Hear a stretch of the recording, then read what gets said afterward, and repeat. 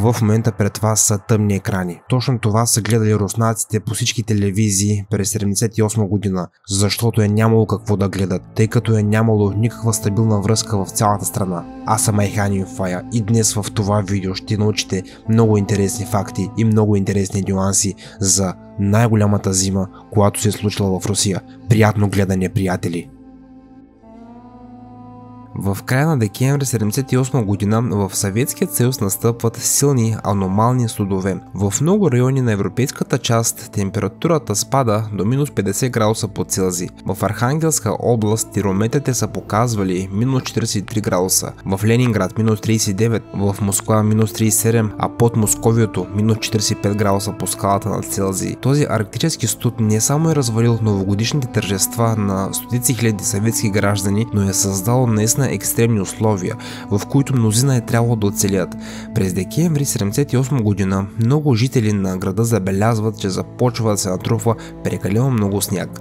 Хората, живеещи в селските райони, осъзнали, че това заплашва да предизвика проблеми с тяхната реколта, тъй като снежната покривка е необходима за запазването на зимните култури. Още повече, ако настъпят студове. Тези опасения обаче са се сбъднали на 28 декември, когато мощен антициклон от към Карско море донася силен студ, който от северната част на страната се разпространява в европейската част. Така нареченото полярно нашествие е снижило температурите до минус 37 градуса в Москва, а през нощта на 30 декември до минус 48 градуса в Татарстан и Урал, в Костромска и Челябинска област до минус 50 градуса, а в източната част на Република Коми синоптиците отбелязали минус 58 градуса. Според експертите, такива силни студове в европейската част на Съветския съюз са се случвали веднъж на 50 или дори 80 години. Мнозина сравняват необичайния студ с студовете от 441 година в САЩ. Също обръщат внимание на суровата зима в Съветския съюз. Вестникът за емигранти Ново руско слово, издаван в Нью-Йорк, е посветило цяла статия на темата, спекулирайки с предстоящ нов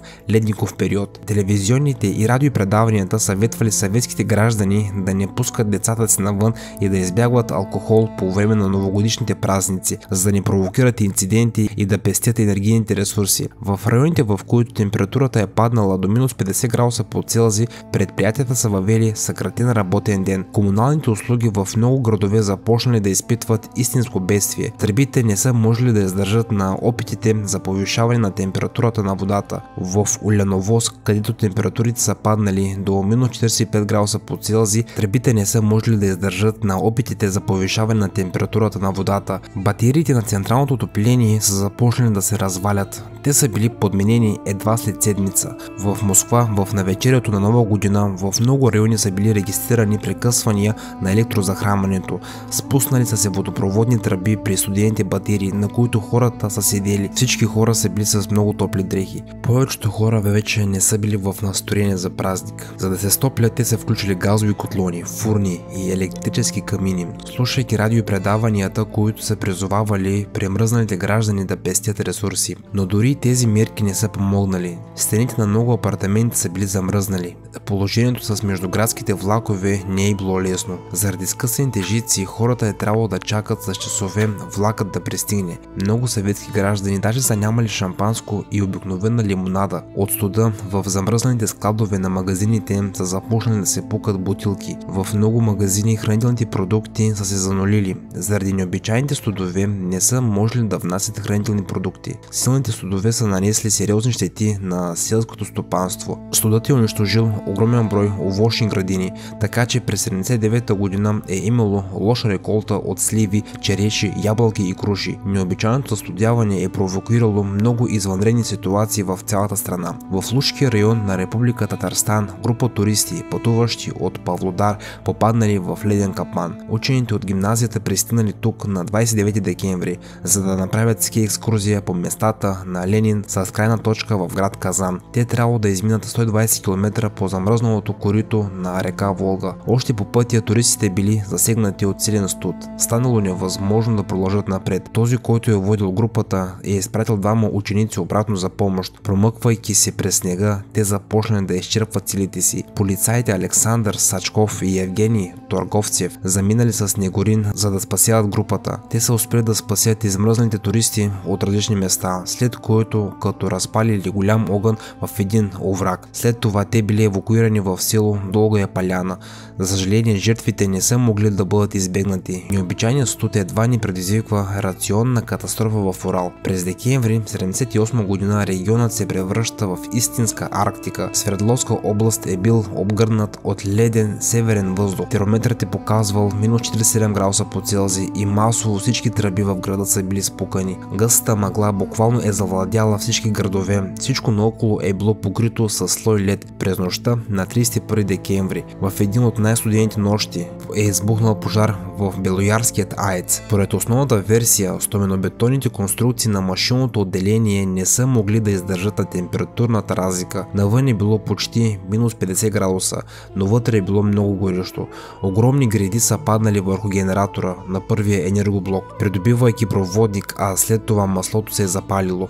Пожарът е започнал да се разпространява по кабелните тунели. По някакво чудо бутилките за охлаждане на водорода, инсталирани в близост до турбините, не са били засегнати. Когато пожарните екипи пристигнали, основната сграда на блока е горял. Междувременно са се изпробвали противопожарните маркучи заради силния студ.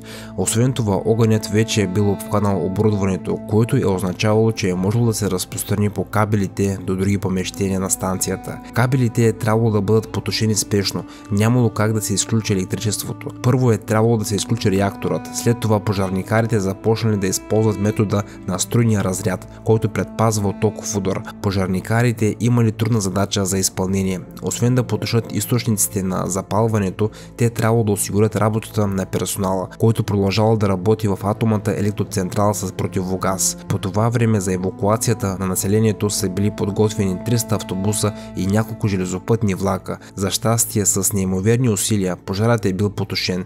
Това се случва в 8 часа. Станцията е продължила да работи. След нова година студът е започнал да намалява, въпреки че силното застудяване е продължило за кратко, но той е успял да нанесе битови и екологични щети на цялата страна. Това е една от най-големите зими, която Русия среща през целия живот, приятели. А на вас видеоклипа хареса ли ви? Коя част ви допадна повече и коя по-малко? Бих се радвал да споделите долу в коментарите. Аз бях Айхан, приятели. Благодаря ви за отделеното време, за всеки един ваш коментар и за всеки един ваш лайк. Предполагам, че знаете, отговарям на всеки един коментар. Очаквайте съвсем скоро много нови и интересни видеа. Чао, приятели, и до скоро!